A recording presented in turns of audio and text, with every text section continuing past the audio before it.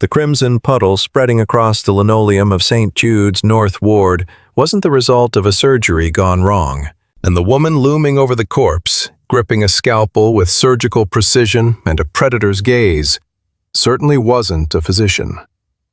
For 3 years, the staff had misread her completely. They believed Elena Vance was simply the invisible night nurse who swapped out drip bags and avoided conversations. They mistook her silence for timidity, her withdrawal for frailty. They couldn't have been more disastrously incorrect. When a gunman seized the 4th floor and its 20 hostages, he imagined he was the alpha in the room.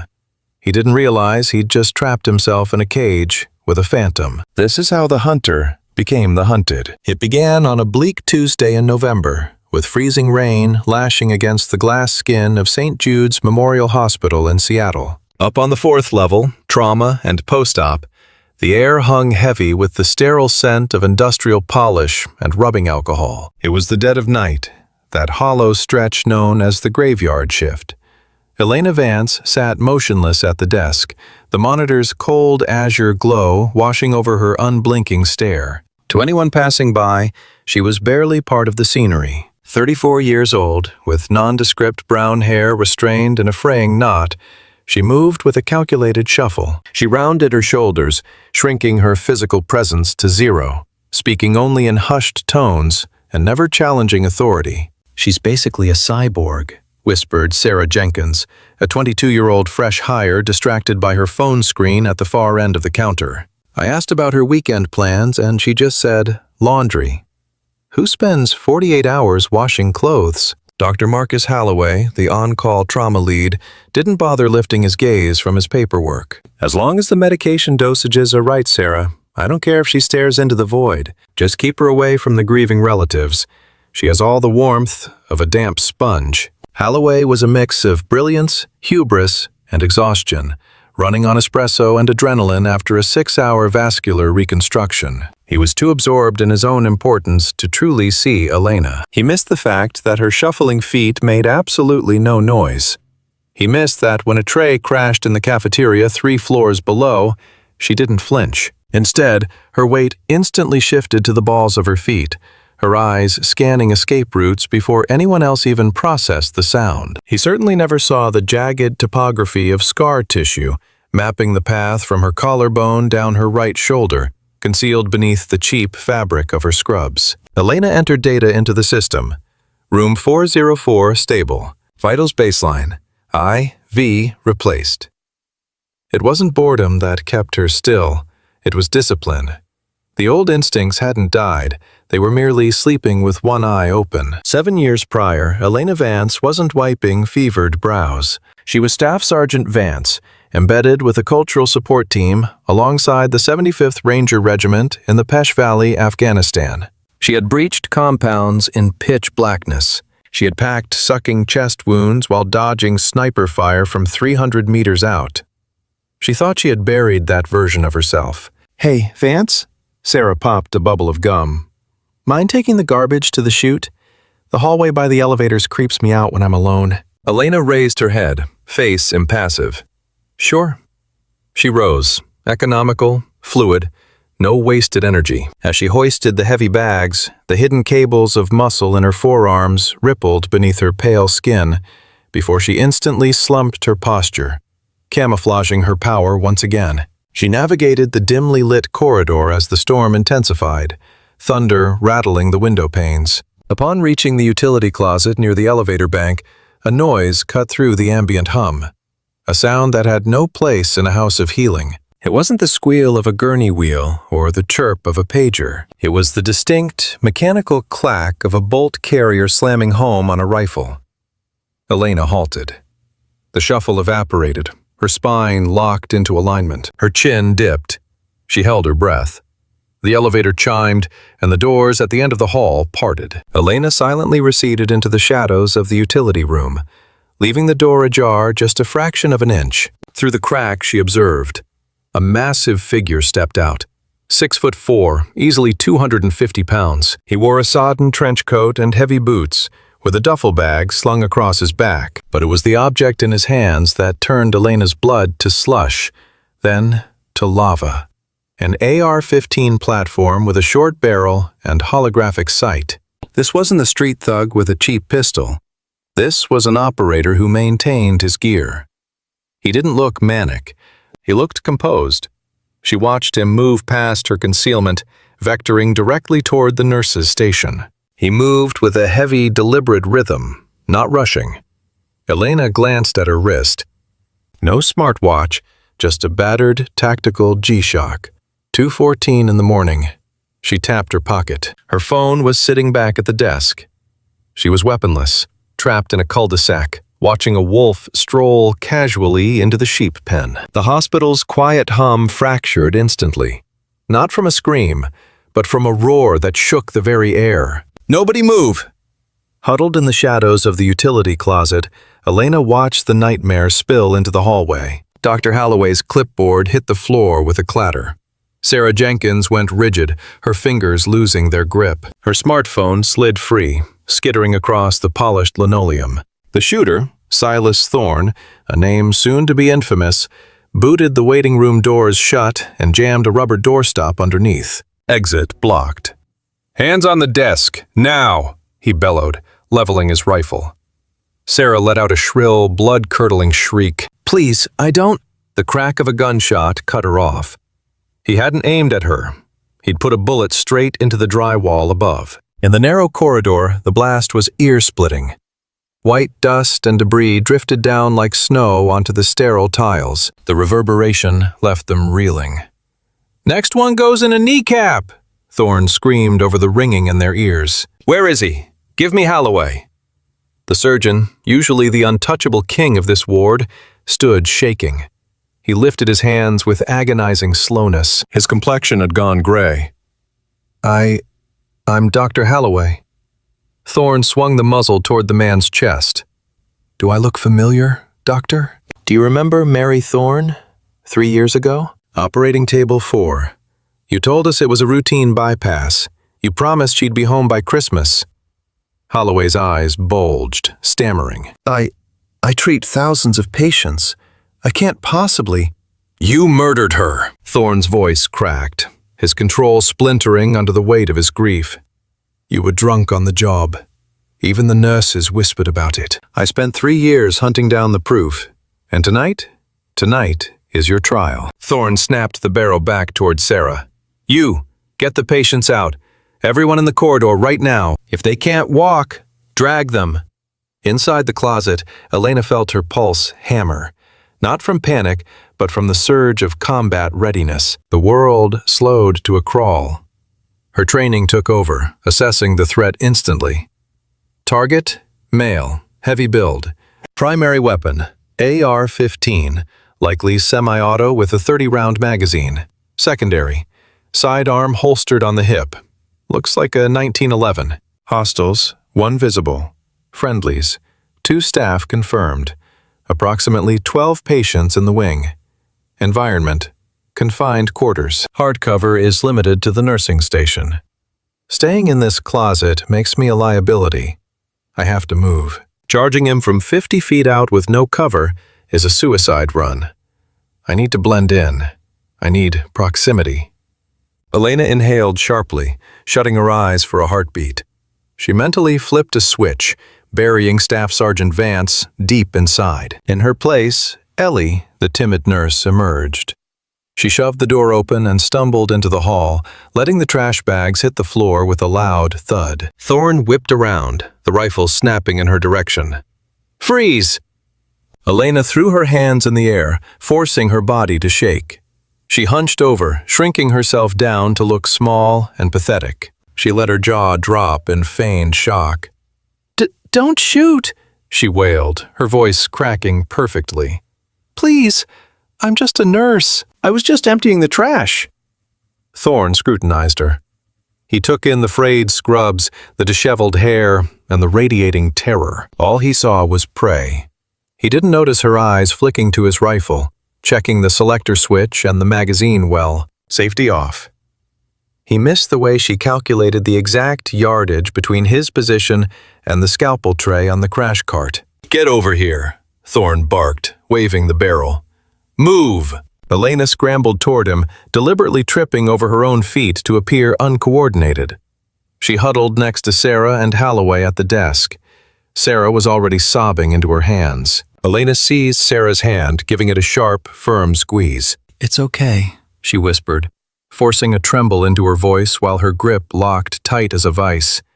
"Just breathe." "Shut up," Thorne yelled. He dug into his duffel bag, produced a bundle of heavy-duty zip ties, and tossed them at Elena. "You, the ugly one," he sneered at her. "Tie them up, hands behind their backs. If I see any slack, the girl dies first." Elena snatched up the plastic binders. Her hands were perfectly steady until she realized his eyes were on her. Immediately, she forced a tremor into her fingers. Big mistake on his part. He was handing her the initiative. He thought she was a stray dog, so he let the wolf walk right in among the sheep. Moving behind Dr. Holloway to secure his wrists, she leaned in. "Doctor," she whispered. The sound was barely audible, but the stutter was gone. The fear had evaporated. It was a voice of absolute, icy command. "When the lights cut out, drop to the floor and cover your head. Do not move a muscle until I call. Clear." Holloway turned his head slightly, confusion warring with the terror in his eyes. "What?" "Flex your wrists," she ordered, yanking the zip tie shut. She left just enough give for him to slip free later, while making it look tight enough to satisfy the gunman. She leaned in close to Sarah. "Sarah," she breathed, voice barely a ghost of a sound. "I need you to dig deep and be brave for me. Can you do that? Because I am not going to die today." Sarah let out a broken sob, but Elena cut her off gently. "No, you're not," she insisted, quickly securing the girl's wrists. "Because I'm right here." "Hey, zip it!" Thorne barked. The metallic clack-clack of the slide racking back was his way of punctuating the command. Elena rose slowly, pivoting to face him. A mere 5 feet of dead air separated them. He loomed over her, a dark shape blocking out the light. "They're tied," Elena whimpered, clasping her hands tight against her chest, a posture that screamed submission but kept her hands perfectly positioned at her center line. "Good," Thorne grunted. He flicked a glance at the wall clock. 2:25. "Now we sit tight for the cops and the news crews." He turned his back, just for a heartbeat, checking the window reflection. Elena's gaze instantly snapped to the master breaker panel located directly behind the nurse's station. 20 feet. Too much ground to cover. She needed an equalizer. Her eyes swept the desk surface. A ballpoint pen, a heavy stapler, a pair of serrated trauma shears. Thorne spun back around. "You, go check on the patients. Drag them out here. If anyone gets cute and tries to bolt, the doctor eats a bullet." Elena bobbed her head, feigning panic. "Oh, okay, yes, I'll go." She spun on her heel and hurried down the corridor. The moment she rounded the corner and broke his line of sight, the nervous shuffle evaporated. She moved with the silent, predatory grace of a jungle cat. She slipped into room 402. Mrs. Gable, an 80-year-old recovering from a hip fracture, was blinking awake, confused by the commotion. "Shh, Mrs. Gable," Elena soothed. She crossed to the bedside table, but she wasn't looking for meds. She was hunting for chemistry. Her hand closed around a bottle of isopropyl rubbing alcohol. Next, she swiped a lighter from Mrs. Gable's handbag, the woman's little secret habit coming in handy. She grabbed a fistful of gauze pads, her eyes darting to the ceiling, calculating the fire suppression system's reach. Setting off the sprinklers would create perfect chaos, but wet floors meant bad traction. No, she had a sharper plan. She ghosted to the supply closet at the end of the hall. Jackpot. A portable oxygen tank and a defibrillator unit. Elena Vance checked the charge. Full battery. She tore the sleeves from her scrubs, wrapping the fabric tightly around her knuckles, makeshift hand wraps. She inhaled slowly. The Ranger creed whispered through her subconscious. "I will never leave a fallen comrade to fall into the hands of the enemy." She stepped back into the corridor. "Hey!" Thorne's voice boomed from the station. "What's taking so long?" Elena walked back toward the harsh light, but the cowering nurse was gone. She walked with a predator's gait. Concealed behind her right leg, she gripped the trauma shears she'd snagged from the cart. In her left, she palmed a glass vial of succinylcholine, a potent paralytic. "I had to help Mrs. Gable," Elena called out. The timbre of her voice had changed completely. It didn't tremble. It commanded space. Thorne squinted, sensing the shift in atmospheric pressure. The prey had stopped acting like prey. "Stop right there." Thorne leveled the rifle. Elena froze. 10 meters separated them. "You look different," Thorne muttered, eyes narrowing. "It's just a lighting," Elena said, her voice flat and cold. "On your knees," he ordered. Elena locked eyes with him. "No." The silence that crashed into the room was heavier than the storm raging outside. Holloway gasped. Sarah's tears stopped as she stared at Elena, stunned. "What did you just say to me?" Thorne whispered, stepping forward, the barrel aimed squarely at her chest. "I said no," Elena repeated, shifting her weight onto the balls of her feet. "And you really should have checked the rear exit." Silas Thorne flinched, his head jerking instinctively toward the hallway behind him. It was a lie. There was no unlocked rear exit. But that distraction bought her exactly 0.5 seconds. Elena moved. The human eye takes roughly 150 milliseconds to process a visual stimulus, and another 100 to signal the muscles. In close quarters battle, a quarter second is a lifetime. It is the difference between drawing breath and a folded flag presented to a grieving mother. When Silas Thorne turned his head to check that imaginary door, he gifted Elena that quarter second. She didn't run. Running triggers a chase instinct. Instead, she exploded forward from a low crouch, devouring the 10 meters between them with terrifying velocity. She wasn't moving like a nurse anymore. She was a human projectile. Thorne realized the trap instantly. His head snapped back, finger tightening on the AR-15's trigger. Crack. A round discharged, but he was panicked. His aim went high. The bullet obliterated the fluorescent fixture above Elena, showering the hallway in a cascade of sparks and shattered glass. Elena didn't even blink. She slid on her knees for the final meter, coming in low under the rifle barrel. She ignored his face. She went straight for the weapon control. Her left hand, still clutching the paralytic vial, smashed upward into the rifle's handguard, driving the muzzle toward the ceiling. Her right hand moved on instinct, driving the medical shears downward in a blur. She wasn't aiming for flesh. The thick coat would have stopped it cold. Instead, she slammed the blades into the rifle's open chamber and wrenched them sideways with everything she had. Steel shrieked against steel. The bolt seized up completely. The weapon was essentially a 10-pound paperweight now. Thorne let out a sound that was less human and more wounded animal. He let go of the barrel and swung a backhand that connected with the force of a sledgehammer. It lifted Elena clean off her feet and sent her sliding across the polished floor. A metallic tang flooded her mouth. For a heartbeat, the world dissolved into a smear of colors. "You bitch!" Thorne howled. He yanked at the charging handle, but the shears were buried in the mechanism. The gun was a brick. He tossed the useless rifle and clawed for the 1911 at his waist. Elena shook off the dizziness, realizing she was grounded 5 feet away from him. She'd never make it to the drawer in time. She glanced at Holloway and Sarah. They were standing there like statues, paralyzed by fear. "Run!" Elena shouted, her voice piercing the ringing in their skulls. "Hit the stairs! Go!" The order snapped them out of the trance. Holloway grabbed Sarah's arm and hauled her toward the emergency exit. Thorne drew his sidearm, leveling it at the retreating doctor. Elena grabbed the nearest weapon she could find, a wheeled I-5 pole, and launched it with desperate force. The metal stand crashed into his shins the instant he pulled the trigger.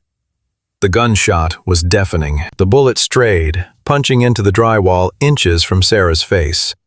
Then the heavy doors swung shut behind them, sealing them in the safety of the stairwell. Then there were two. Thorne swiveled around, locking his focus entirely on her. He looked completely unhinged. Up went the pistol. Elena threw herself into a desperate roll just as the gun cracked. Crack!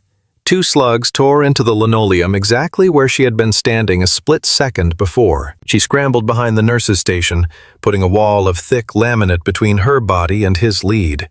"I know you're there," Thorn taunted, his footsteps heavy and slow. Playing the hero? Please, you're just a corpse in scrubs. Elena flattened herself against the inner panel of the desk. She did a quick self-scan. No bullet holes, just a throbbing jaw and ribs that screamed in protest. She eyed the countertop above. He was circling to the left. She had to shift the dynamic immediately. She needed a blackout, or a blunt object. Her eyes landed on the computer setup, specifically the heavy battery backup unit resting on the floor, a solid block of lead and acid. Nearby, she heard the crunch of glass under heavy boots. Crunch, crunch. He was 6 feet out. Elena yanked the power cord from the wall and gripped the heavy box, timing his rhythm. Crunch, 4 feet. Crunch, 2. Elena surged upward, not retreating, but driving straight into his space. Thorn rounded the corner expecting a cowering victim. Instead, he found a fighter on her feet. Before he could level the gun, she swung the battery unit like a morning star. It smashed hard into his wrist. Bone snapped with a sickening pop. Thorn howled and lost his grip on the weapon. It slid across the tiles and vanished under a locked medicine cabinet. He was disarmed, but the man was a giant and absolutely livid. He didn't need bullets to end her. He lunged, tackling her with massive force. They crashed into the back wall, the air leaving Elena's lungs in a rush. Hands the size of hams clamped around her throat. He tightened his grip. The world narrowed down to a pinhole as darkness encroached. She raked her nails across his cheeks, but he didn't even blink. He was fueled by madness and adrenaline, impervious to pain. Die, he hissed, spitting in her face. Oxygen was gone. Her windpipe was collapsing under the pressure. Panic flared hot and bright. Her instinct screamed at her to thrash, to kick, to give up, number. She forced her brain to reboot. Think. Anatomy. Vulnerability. Target acquisition. Break the lock. Options. Pressure points or eyes? She stopped the useless scratching. She dug her thumbs into the sensitive nerve clusters inside his elbows. He grunted in discomfort, but didn't let go. Not enough. She curled inward, bringing her knees up to her chest, wedging them between their torsos. With a ragged shout, she piston-kicked her legs out, driving her heels straight into his solar plexus. The impact shattered his hold. Thorn reeled backward, wheezing. Elena hit the deck, sucking in air through a throat that felt like it had swallowed glass. She glanced at the gun under the cabinet. Out of reach. She checked Thorn. He was already shaking it off, locking eyes with her again. Pure hate. He reached for his ankle and produced a serrated combat knife with an 8-inch blade. Right, he wheezed, a painful grin spreading across his face. Now it gets fun. Elena scrambled backward, kicking the supply room door wide open. She dove inside and slammed the heavy wood shut, throwing the deadbolt a split second before his weight crashed against it. The door shuddered under his fists. "Open up!" he shrieked, his blade hacking at the wood. "I'm going to fillet you!" Elena retreated from the vibrating door. She was sealed in a 10-by-10 closet. No windows, one way in, nowhere to go. But she wasn't cornered. She had walked right into her own personal armory. This wasn't just a supply closet. To a civilian, it was gauze and saline. To a ranger, it was a chemistry set for biological warfare. Elena scanned the racks. Her heart rate dropped. The panic evaporated, overtaken by a cold, familiar calculation. "You want to play in the dark?" she murmured to the empty room. She swung a mop handle overhead, shattering the single bulb. Pitch blackness instantly swallowed the room. She moved blindly but surely, her hands guided by 3 years of inventory checks, fingers finding the exact bottles she needed. Ethanol, ammonia, bleach, a pressurized canister of freezing spray, ethyl chloride. Then, the sharp crack of a rifle bolt outside. He was blowing the lock. 2 loud shots decimated the wood before a boot slammed the door wide open. Thorn stood framed in the doorway, a dark silhouette against the harsh hallway fluorescence. He peered into the ink-black void of the closet. "Come out, little nurse," he sneered, stepping into the shadows. But the nurse was gone. She had scaled the metal shelving and was wedged tight against the ceiling, waiting in the gloom like a spider. The hunt had begun. Down on the street, the exterior of St. Jude's was bathed in the strobe light chaos of emergency sirens, painting the rain red and blue. The Seattle Police Department SWAT teams had the perimeter locked down. Armored vehicles grumbled on the wet asphalt, engines idling. Rooftop snipers fought against the driving downpour, trying to find a clean line of sight through the windows of the 4th floor. Captain Miller stood by the hood of his cruiser, rain dripping from his brim as he studied the hospital blueprints. "Status report," he barked into his radio. "Give me something." The radio crackled. "We have 2 hostages secured, Dr. Holloway and a nurse, Sarah Jenkins. They just cleared the north exit." "Get them to command, now," Miller ordered. 5 minutes later, a trembling Sarah and a shell-shocked Dr. Holloway stood shivering under the command tent. "Talk to me," Miller pressed, his tone urgent. "What is happening up there?" "How many shooters?" "Just one," Holloway rasped, his voice rough. "Massive guy. Heavy military hardware." "Who is left inside?" "The patients," Sarah wept. "And Elena." "Elena?" Miller paused. "Another nurse?" "Yeah," Holloway said, wiping rain from his eyes. "But she isn't just a nurse." Miller frowned. "Explain that." The doctor looked at the captain, eyes wide with a mix of confusion and reverence. "She dismantled him. She jammed an assault rifle with a pair of scissors. She beat him down with a battery backup. Captain, the way she moved. I have seen soldiers before. Elena isn't medical staff. She is a war machine." Miller turned to his aide immediately. "Run the name, Elena Vance. Find out exactly who is inside that building." The aide's fingers flew across the laptop keyboard. The typing stopped abruptly. The aide looked up, his face drained of color. "Captain," he said, "you are going to want to see this." Miller leaned over the screen. "Name? Vance, Elena. Rank? Staff Sergeant, retired. Unit, 75th Ranger Regiment, Cultural Support Team. Awards, Silver Star, 2 Purple Hearts. Honorable discharge following an IED injury in Kandahar. Specializations, Search and Rescue, Survival, Evasion, Resistance, and Escape, Level C. Combat Medic, Close Quarters Battle." Miller stared at the glowing text, processing the lethality on the screen. He glanced up at the flickering lights on the 4th floor. "God help that gunman," Miller muttered. "Stand down the entry team. We will just get in her way."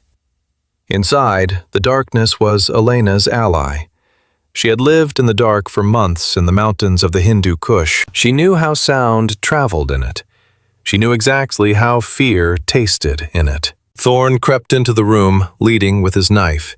His breathing was ragged and loud, broadcasting his position every second. "I know you are in here," he hissed. Elena hung from the top rack of the metal shelves, legs locked around the supports. She was hovering directly above him. In her hand, she gripped a makeshift weapon, a 500-milliliter glass bottle of ether wrapped in a towel. She waited. Thorne took another step. He was right below her. Elena uncoiled her legs and dropped into the void. She didn't land on him. She landed softly behind him, silent as a cat. Thorne spun around, slicing the empty air with his blade. Elena ducked the steel, feeling the wind of the cut pass over her ear. She stepped in, driving the towel-wrapped bottle into his face. She smashed the glass against the bridge of his nose. The bottle shattered. The liquid soaked the towel and his face, the fumes instant and overpowering. Thorne gagged, flailing wildly. He slashed blindly with the knife, snagging Elena's scrub top and carving a thin line across her stomach. She ignored the sting. She clamped the towel tighter over his face, clinging to his back as he thrashed like a bull. "Breathe deep," she whispered right in his ear, and Thorne's knees finally gave out. The chemical fog began to hijack his blood, shutting down the control centers of his mind. His reflexes turned to molasses, and the blade slipped from his grasp to clatter against the tiles. Gravity took him, first to his knees, then flat on his face. Elena scrambled out from under the dead weight, lungs burning for oxygen. The toxic fumes were already making the room spin. She clawed her way to the exit, kicking the door wide to invite the hallway's light and air into the gloom. A quick glance back confirmed the threat status. He was down. Just a pile of wet trench coat and muscle collapsed on the linoleum. She let herself believe, for a heartbeat, that the nightmare had ended. As she sagged against the doorframe, willing her heart to slow, the overhead speakers crackled with static. "Code black! Code black!" Fire in the North Ward. The words froze the blood in her veins. Fire. Her eyes snapped down the long corridor. Thick gray plumes were already violently escaping room 402, Mrs. Gable's sanctuary.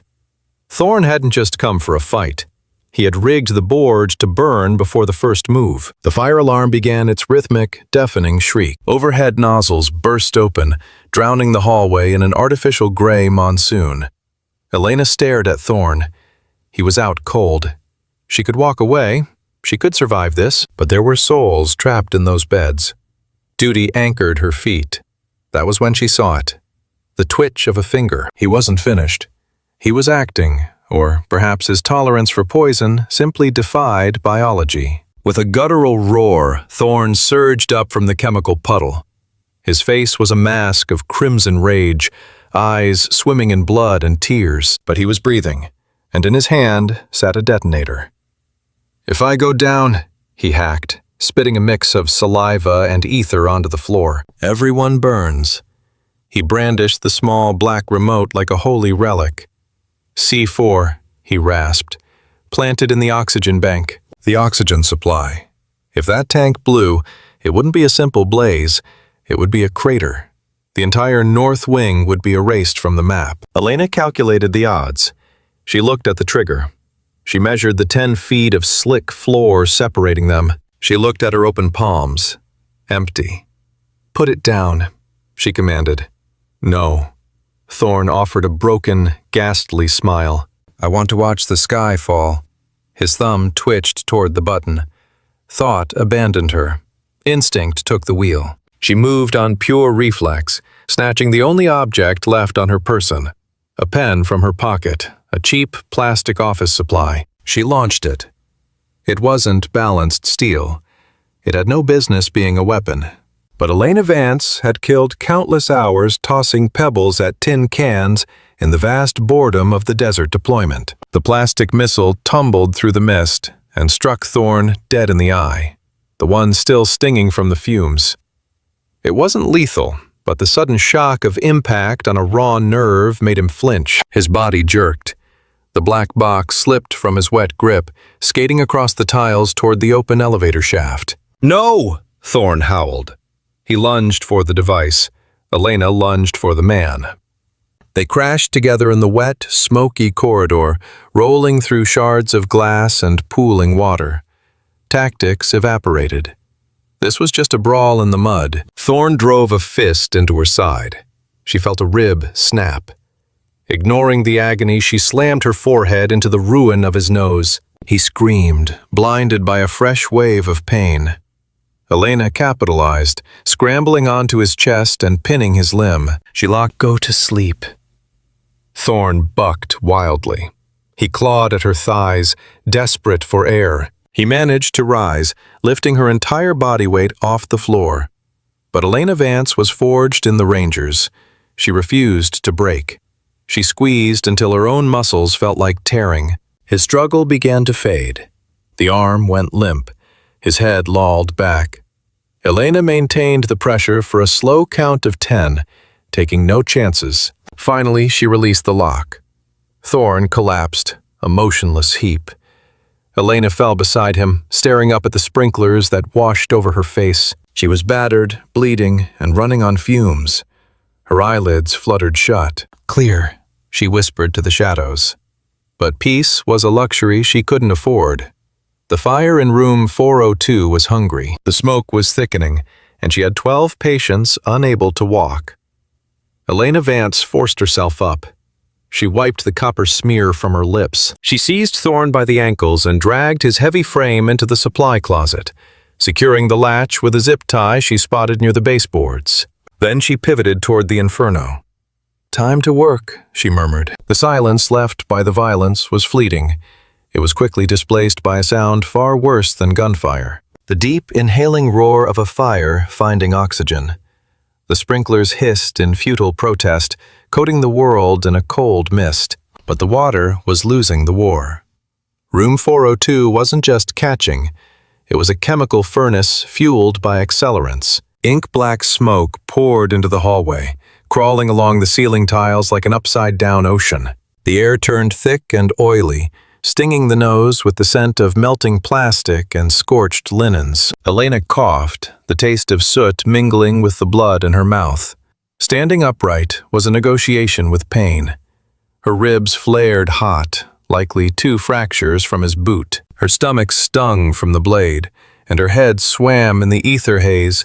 But the soldier within refused to power down. Pain is just data, and data tells you what to do next. Push through the agony. Focus. Priority 1, neutralize the blast risk. Priority 2, get the helpless out. Elena dragged her injured leg toward the oxygen supply closet, right next to room 402. The partition wall was already radiating heat like an oven door. 20 tanks of compressed oxygen sat just on the other side. If that heat weakened the structural metal, or if the flames licked the C4 Thorne had planted, St. Jude's wouldn't just burn. A crater the size of a city block would replace the entire wing. The handle wouldn't budge, locked. She peered through the reinforced safety glass. There it was. The plastic explosive brick taped right to the main valve. No timer attached. Either Thorne was bluffing, or the remote detonator she'd kicked away was the only trigger. C4 is terrifyingly stable stuff. You could shoot it or set it on fire, and it usually wouldn't blow without a blasting cap shock. But the oxygen tanks? That was the nightmare. A thermal rupture wouldn't be a simple leak. The pressure release would be apocalyptic. She snatched a pile of towels from a linen cart and drenched them in the sprinkler water pooling on the floor. She jammed the wet fabric into the gap beneath the door, forming a makeshift gasket to hold back the superheated smoke for a few precious minutes. A temporary patch on a fatal wound, but it bought time. Her focus snapped to room 402. Mrs. Gable. The door was wide open, belching thick black smoke into the hall. The heat rolling out was a physical blow. Elena grabbed a lungful of cleaner air near the floor, pulled her scrub collar up, and dove in low. Blindness was instant. The heat was a heavy weight, singing every inch of exposed skin. Orange tongues of fire lapped at the curtains and ceiling tiles. "Mrs. Gable!" she screamed over the roar. A weak, wet cough echoed from the far side of the bed. Elena shimmied forward on elbows and knees, staying beneath the killing thermal layer. Her hand hit the mattress. Empty. The patient had tried to run and collapsed. Fingers grazed soft cotton. A nightgown. "Got you," Elena gritted out. She clamped onto a wrist. The elderly woman was dead weight, paralyzed by fear and fading fast from the fumes. "My hip," she moaned. "I know, I'm sorry, but this is going to hurt." No time for bedside manner. Gripping the back of the gown, Elena hauled her across the floor while the heat softened the rubber soles of her sneakers. Her skin felt tight, like shrink wrap on bone. They hit the threshold, and Elena heaved her out into the damp, misty corridor just as the room's ceiling gave way in a shower of sparks. Elena flipped onto her back, gasping. The hallway air was toxic, but compared to the room, it tasted sweet. She checked the patient. Breathing, racing pulse, burns on her arms. "Stay down," Elena commanded. A look down the hall confirmed the worst. The smoke layer was dropping like a ceiling. In 5 minutes, this floor becomes a tomb. 11 rooms left. 11 lives. Fresh knee surgeries, appendectomies, even a car crash survivor in traction. Elena stood up. She was the only one left. Fire crews were minutes out, but she didn't have minutes to spend. She needed a force multiplier. Sprinting to the nurse's station, she snatched the master keys and unlocked the closet where she dumped the unconscious Thorne. He was still out, breathing shallow. She didn't even glance at his face. Snapping the zip ties on his ankles with trauma shears, she stripped off his heavy trench coat and bolted back to the ward. Room 405, Mr. Henderson. 250 pounds of dead weight with a brand new knee. "Nurse?" he rasped, eyes bulging as smoke curled under the door. "Up," Elena barked. "My knee, I can't. I didn't ask you to walk." She threw the coat down. "Get on the coat." "What?" "Get on the coat." Her voice cracked like a whip, pure drill instructor authority. Terror and adrenaline overrode the pain. He scrambled down and flopped onto the heavy wool. Elena grabbed the collar. A perfect sled.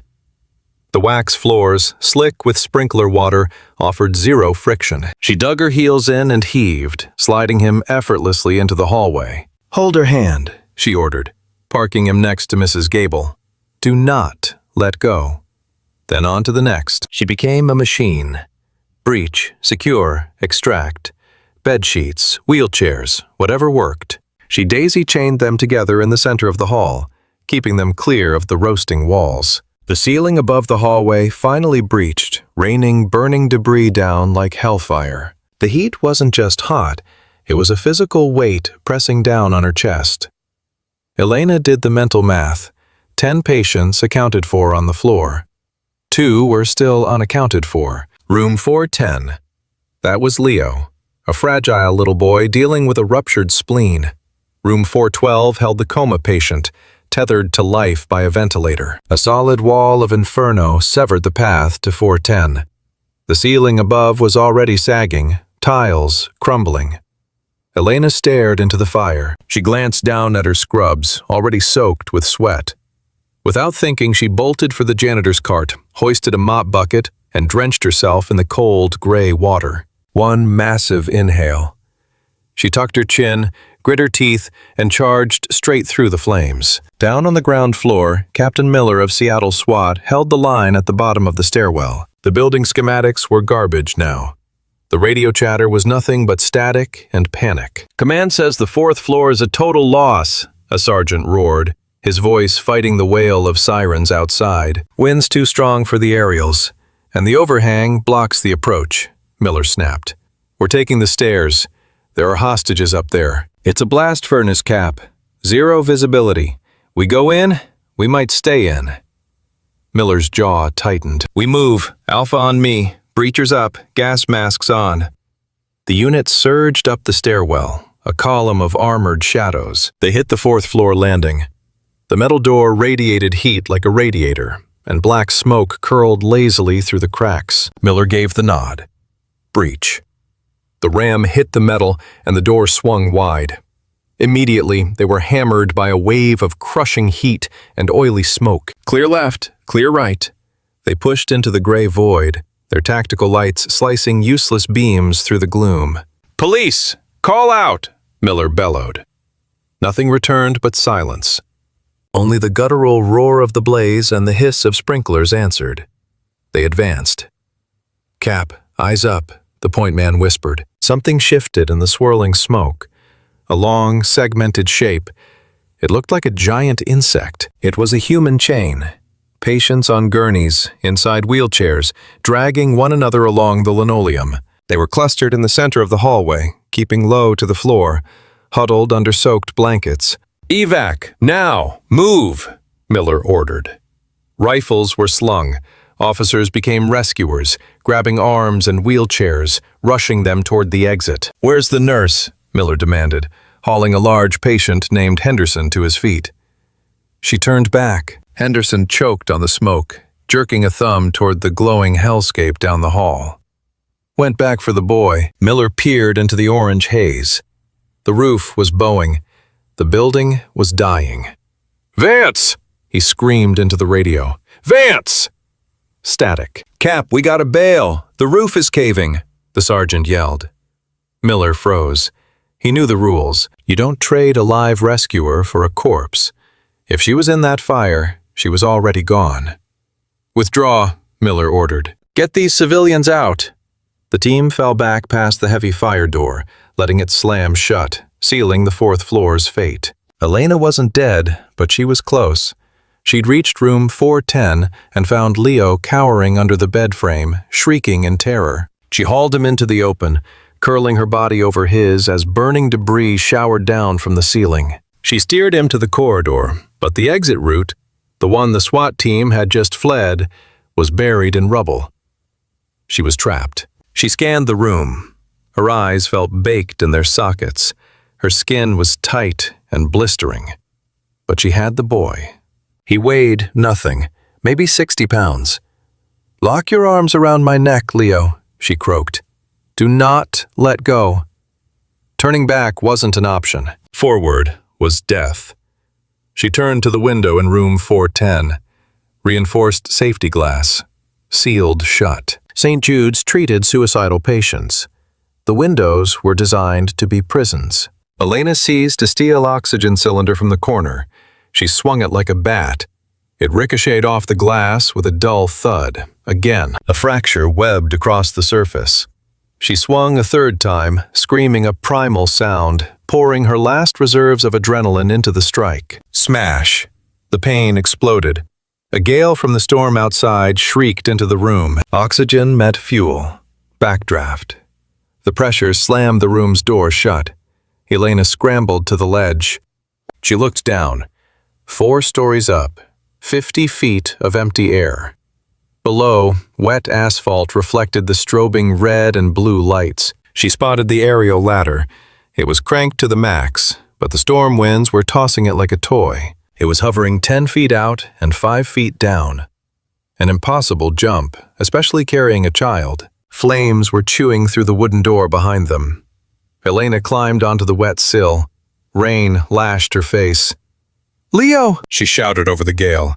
"Do you trust me?" The kid was burying his face in her shoulder, sobbing. "No."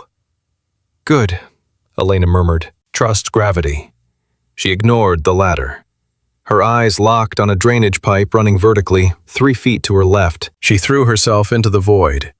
Her right hand slapped onto the rusted iron pipe. It was slick with rain. Her grip failed. She started to slide.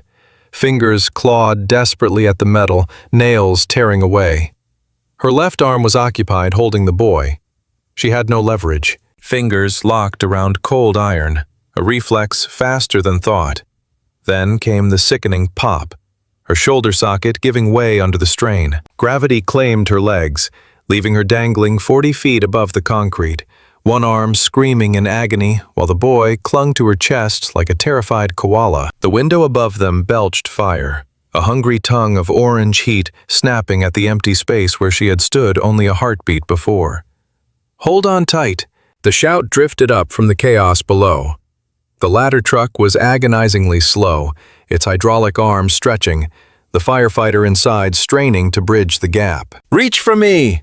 the man screamed, his gloves extended. He was still 4 feet of empty air away. Elena glanced at her arm. The muscle was beginning to spasm uncontrollably. Her grip was failing. "Take him!" Elena roared, her voice raw. Summoning every ounce of remaining strength, she swung her body, turning herself into a pendulum. She arced toward the ladder. "Leo, reach!" The boy uncoiled, arms flailing desperately. The firefighter lunged forward, snatching the child's wrist in midair. He hauled the boy into the safety of the bucket. But the counter-momentum sent Elena swinging back toward the building. Her hand slapped against slick, wet metal. She slipped. She fell. A collective gasp sucked the air out of the street below. Thousands of eyes watched in horror as she plummeted a full story. But the pavement didn't rush up to meet her. As she blurred past the third-floor window, her boot snagged violently on the bracket of a heavy industrial air conditioner. The impact spun her around, slamming her ribs against the brick facade.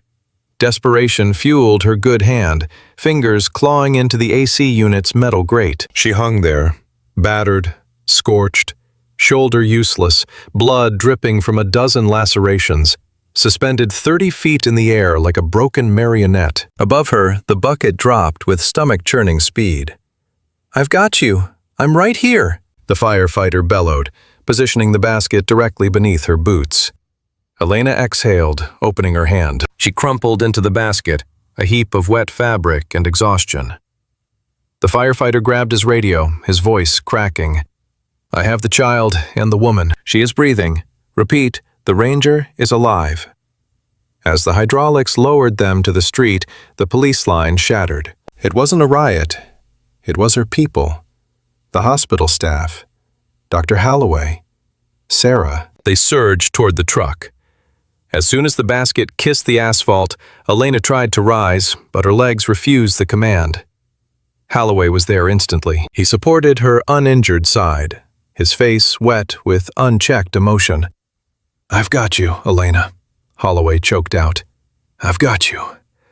Elena focused on him through the haze. Her face was masked in soot, hair singed at the ends, eyes reflecting a lifetime of fatigue. "The Count," she mouthed, the sound barely audible. "What, the census?" she forced out, her voice like gravel. "Did everyone get out?" Holloway looked to Captain Miller, who had just arrived, breathless. "Stairwell is clear," Miller confirmed. 11 patients plus the kid. "And Thorne," Elena whispered. "Supply closet? Zip ties." Miller's eyes went wide with realization. "You dragged him out too." Elena offered no response. Her eyes rolled back, the darkness finally claiming her. Her knees gave way, and she collapsed into Holloway's arms, the adrenaline finally ceding ground to the trauma. The ghost of Ward 4 had finally run out of runway. The rhythmic beep, beep, beep was the first sensation to pierce the veil. It was a strange reversal. For the first time, she wasn't the one reading the monitor. She was the one tethered to it. She blinked open her eyes, adjusting to the sterile glare of the ICU. "Doctor." Marcus Holloway was slumped in a plastic chair, looking as if he hadn't seen a bed in 3 days. The white coat was gone.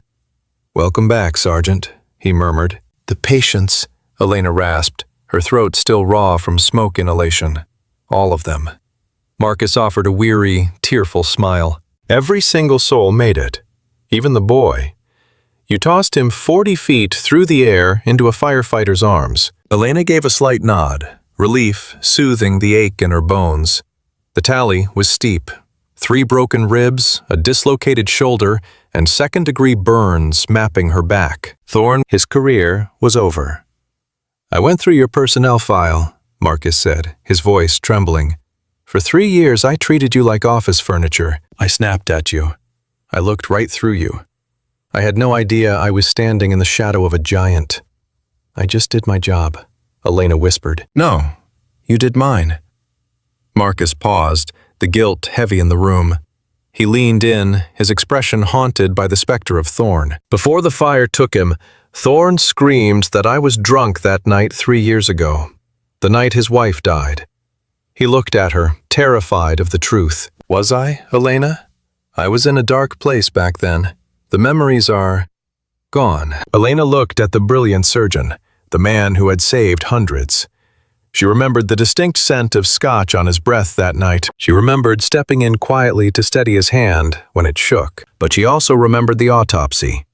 Mary Thorne had died of a massive embolism. No doctor, drunk or sober, could have changed that outcome. "You were tired, Marcus." The lie came easily, her voice steady and absolute. "You were stone cold sober.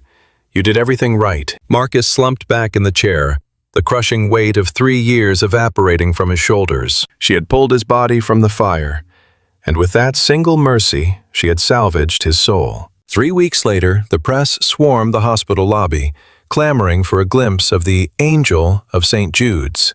The mayor held a key to the city, but the podium stood empty. 4 floors up, amidst the scent of fresh paint and new drywall, Elena Vance stood quietly at the nurse's station, back on the watch. Sarah Jenkins finally tucked her phone away, stepping forward to offer a small, unassuming package. "We know you hate being center stage," she murmured, "but the crew insisted." She flipped the lid. Inside lay a fresh badge, but the credentials had shifted. It read, "Elena Vance, Ranger, Charge Nurse." She stared at the inscription, one eyebrow hooking upward. "Charge nurse, is it? Just means more forms to sign. Means you're the boss now, Marcus noted, striding out from the elevator. Not that you haven't been running this ship from the start. Elena secured the ID to her scrubs. She scanned the room, seeing not just colleagues, but a fire team. A proper squad. She drew a long, steadying breath. The battle was done, but the watch never ends. Right, she said, her voice cutting through the sentiment. Show's over. Mrs. Gable is due for her medication. Let's move.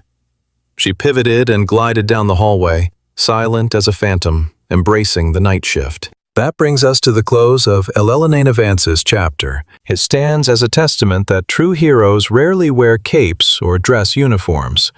Sometimes they are clad in worn-out scrubs and practical footwear. Sometimes the person standing between you and the void is the one shadow you never thought to acknowledge. In a culture that worships the loud and the viral, Elena demonstrates the sheer force of silent capability. She teaches us that real strength is not measured in decibels, but in your resolve when the power dies and the panic sets in. It forces you to ask, who are the quiet warriors in your own life? Who is that invisible figure at your office, your school, or your local hospital who might just be the glue holding everything together? If this story kept you on the edge of your seat, please press the like button. It helps us uncover more extraordinary tales like this one. And if you want to become part of our community, subscribe and ring the notification bell. We have a new narrative arriving next week about a deep-sea welder who discovered something in the Mariana Trench that the authorities tried to bury. Believe me, that is one you will not want to miss.